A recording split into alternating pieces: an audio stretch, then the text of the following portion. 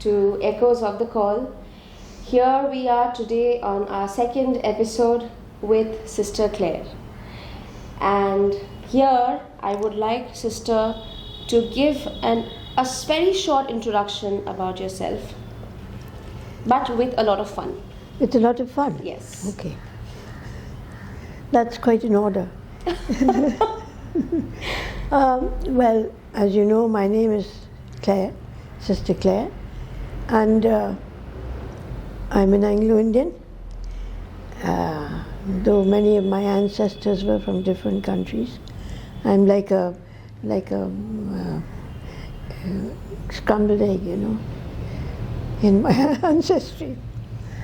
And I was born in 1934, and in Allahabad, that is in what was called the United Provinces in those days. And I've been a teacher all my life. I'm like a fish in water when I'm in the classroom. There is nothing I like better than teaching of any kind, not just classroom teaching, but any kind, you know, knitting or whatever. And so I also am an addict Of? code words. You heard of code words? Scrabbling, you want? No, I have Scrabble, but I'm an addict of crosswords. Crosswords? A particular kind of crossword called code word, Okay. where you get a grid and only 3 letters and fill in the whole thing Oh my without any God. clues. That sounds fun. Yes, it is. You get books of them from England. Really? Ex-students of mine bring some of them for me That's now and nice. again when they come. I would love to see one day. Yes, sure. Do you remember the first moment you felt called as a sister or religious life? It's a very strange thing. I must have been about 8 or 9 years old, and one of the sisters was taking me out. In those days we had a horse carriage, an open horse carriage, and every day as we passed, because she went to an out school, you know, another school in Lucknow. I was in school in Lucknow, I forgot to say. I'm very proud of it, Loreto Convent, Lucknow, the best school in the world. And we always passed a little shop which said, free treatment and medicine for the indigent. So one day I plucked up courage and I said, Mother, what's the meaning of indigent? So she explained to me and gave me a little bit of, you know, nice, what do they call it, input, so that I might think about serving the poor, you know. And then I discovered that my father and mother were married very early, so he was just at the beginning of his career, and he couldn't afford to pay boarding school fees for me. And the family of one of our sisters, who was the superior, took on that burden and paid my fees for me. And these 2 episodes really rang a bell for me. And all my life, even my school life, I was working for the poor. Especially in my final year in school, I was knitting for the poor instead of studying. So that when I only got a 2nd division in senior Cambridge, my teacher said, well, I hope you're sorry you did all that knitting. And I wrote back and said, not one bit. Who will care about my 2nd division? But poor people will care that they got clothes. So that was it. And then I kept thinking about it, living with nuns and seeing their devotion and care and love and prayer and so on. That's beautiful. What does being a sister mean to you personally beyond the title? It means something absolutely wonderful, but with ups and downs. Okay. So in one sentence, how would you describe your life as a sister? Well, I'd have to imitate Edna, though it's my own thought also. A very happy life. A very happy life. but with the usual ups and Ups downs. and downs. I get You it. can't live life without some ups and some True. downs, isn't it? These things happen and you take them in your stride. And with prayer and readiness to forgive and all that Jesus taught us, comes. Great. So, what part of your ministry touches your heart the most? Working with those women on the periphery. I had and also the orphans in Entally. I had many groups of ladies whom I taught for knitting and all sorts of things, and they did so well. I had an arrangement with a very good shop in Calcutta. You might know it, Good Companions. It was started by English ladies for the indigent, and I use that word always. And they agreed to sell these things because they were high quality. I taught these women not only just how to knit, but choice of colors, and, perfection, no threads hanging, all that kind of thing. And so they were so good that one of them, who did extremely well in life, got orders for clothes for her and her children from the Queen of Bhutan. Yeah. But many others, one in Calcutta, who was doing all kinds of things which I taught her, she built a house in, where do we have that shrine? Bandel. She built a house in Bandel with the money that she made, because the shop gave me what was paid for the things, but they took 25%, which was a lot to take, from poor people. But they had to run their shop, and it was a very swanky shop, So I understood that, and I made them understand also. So working with women on the periphery also meant tutoring children and also counseling. I am a trained counselor also. That's amazing. So later when I retired from the college, I did counseling in all our schools. I used to go there once a week around, and I found it very rewarding and very satisfying, that you could help people. True. Yeah. So, what is your motto and who is your favorite saint? My motto is from the Gospel, St. Paul, I can do all things in Him who strengthens me. And St. Paul is my saint. Great man. What has been the most challenging part of your journey so far? Any kind of job in authority. I don't take kindly to being in authority and all that kind of thing. Like a principal of a school, I was also principal of the college, which didn't suit me at all. And that kind of thing. That I found that very challenging, because I prefer all that I've been talking about, that sort of thing. Oh. Yeah. So And teaching. Sorry, that brings to my next question. If you were not a sister, what would you like to be? I toyed once in my early years in school of being a doctor, Oh, wow. because of that free shop, that I could help poor people that way. Right. But as I went through life and saw the nuns and knew what was happening and all, I decided that there was much more that I could do in the education line. And I knew that I had it in me as a teacher. Yeah. Great. And what keeps you grounded and faithful during the most difficult times?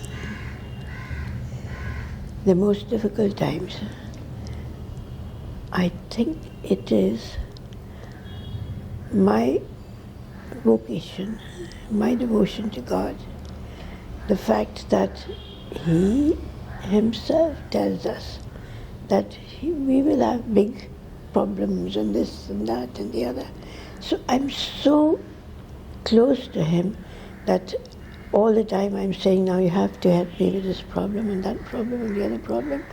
you just have to get me out of this mess or whatever it is.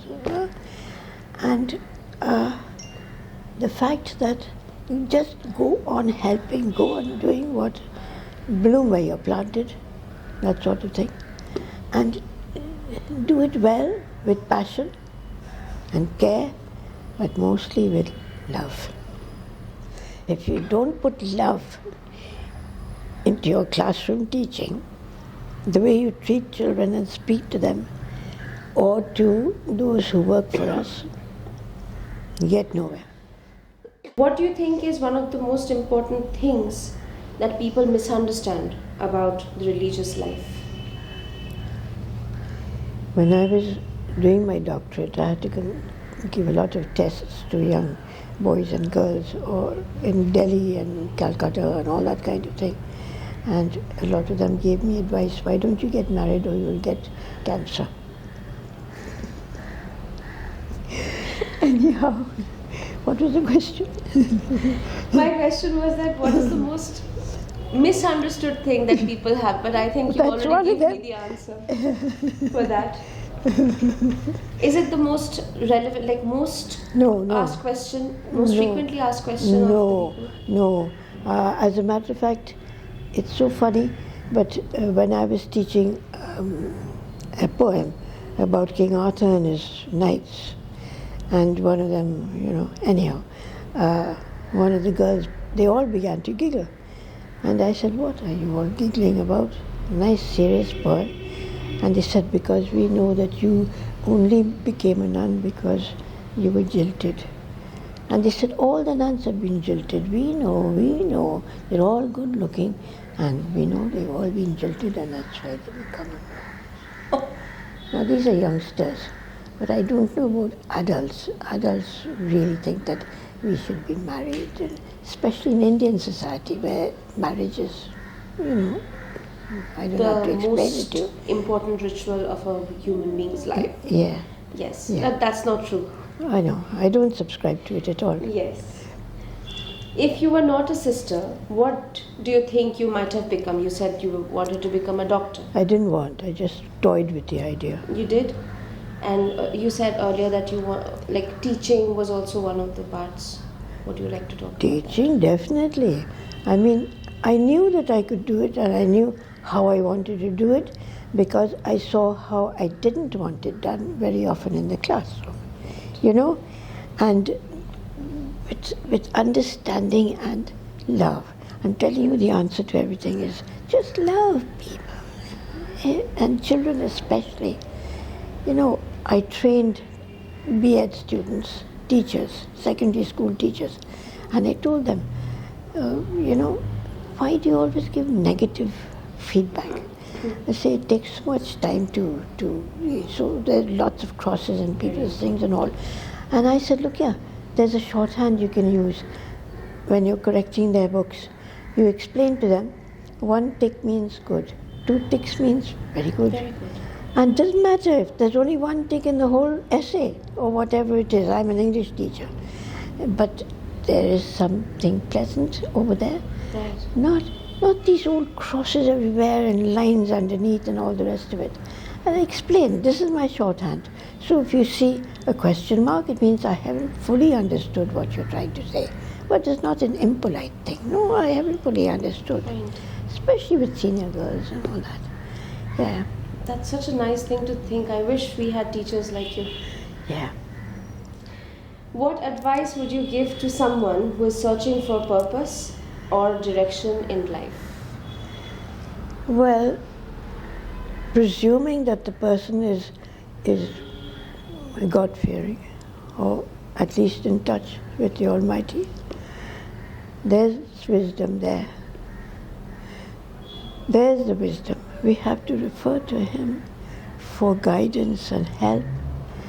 Watch, listen carefully, write down the pros and cons. If you need, consult. Look at it thoroughly, without making a sudden decision. And then, if you don't know very much about one of the things that you're thinking of going into, well, find out. You can only make a good decision when you know what it is all about. If you're fairly ignorant, oh, I thought it would be like this, then you could be in deep trouble, isn't it? So I'd say, you pray, you ask God for His help, but if they're not prayers, then at least do the sensible thing, find out everything about it, consult other people. Don't be afraid to consult. It's not ignorance. It's just a lack of knowledge of that particular thing. Absolutely. Yeah. So what are you so frightened of? Ask people who are in it and who are doing well and who like it, and those who don't like it. And then you can make some kind of a decision, I suppose. Yeah. As a counselor, How do you see the role of women in religious life in today's world? This is the last question, and I'm not going to disturb you anymore. I don't feel disturbed. It's helpful. No, we are now moving out. Open your windows, open your ears, be aware of what's happening in the world today, what it's like, right? And our sisters are moving out into this, that, the other, lawyers, this, that. And I say they can become the movers and shakers. They can, in some ways. Yes. There's no doubt about it. And as Etna said, Sister Etna, I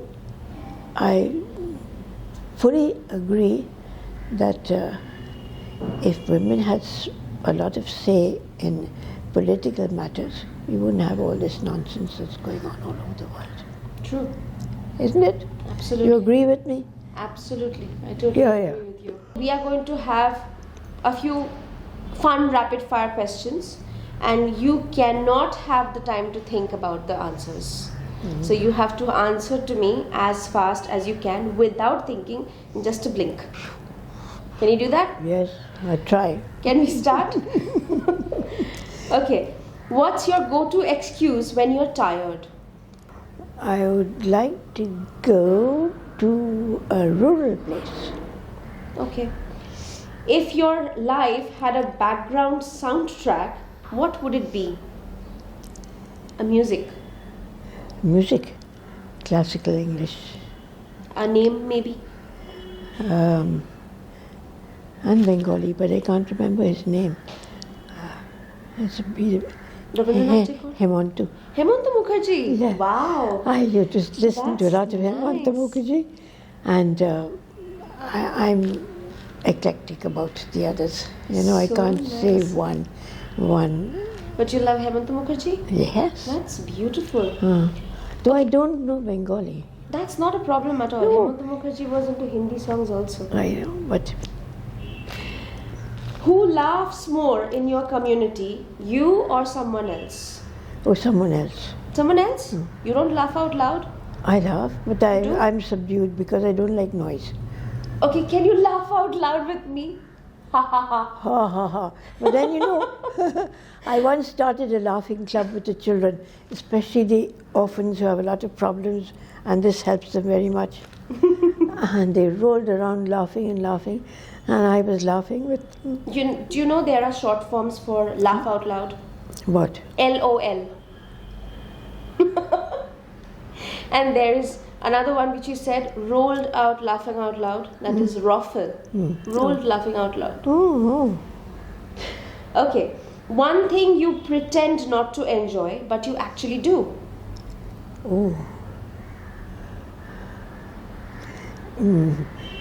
Loud music played publicly. You enjoy that? No. But you pretend that you do? But then you pretend that not to enjoy. You do not enjoy loud music. I don't enjoy it. Then what do you enjoy the most? Well, absence of that sound. Slow music. Okay, your signature expression. Suppose you are sad. How would you express yourself? In face. Your facial expression should change. Or when you're happy. When you're really angry. Oh. Oh my God. And Okay, that's a little angry. When you're confused. Oh my gosh, I don't know what's happening. That's so cute. Okay, if you had to cook one dish forever, what would it be? It's Parsi way of cooking eggs. Eggs? Yes. Just boiled eggs? No. Then? It's plenty in it. Well, you start with chips, and then you have the mixture of eggs, and then you have a little bit of cheese, and then you fry the whole thing. Oh my god, chips, eggs, cheese, that sounds delicious. It is. Oh my goodness. I was taught by a Parsi. Oh, this is a Parsi dish? Yeah. I would definitely try. Maybe I've left out something, but I don't think so. Little salt and pepper. Obviously, to taste. Huh? Okay, the last thing that made you laugh out loud. Stupid question. Now that's making me laughing out loud. Okay, if you were a color, which one are you? Green. Green? Why do you like green? I love nature. You're sitting in one. Yeah, and I'm into a lot of ecology, and I feed birds every day. Big flock of birds of all kinds, but mainly green. I'm green fingered also. I can grow plenty, and I do love the gardening and all that. So I That's like so green. beautiful. That's why I like green. Some- It suits me also. Oh, yes. I think yes, it does. This is blue. This is turquoise. Is it? Okay. Yes. Aqua, turquoise, Okay, anything. okay. But it's a shade of green. Huh. Okay, next. A skill you wish you had.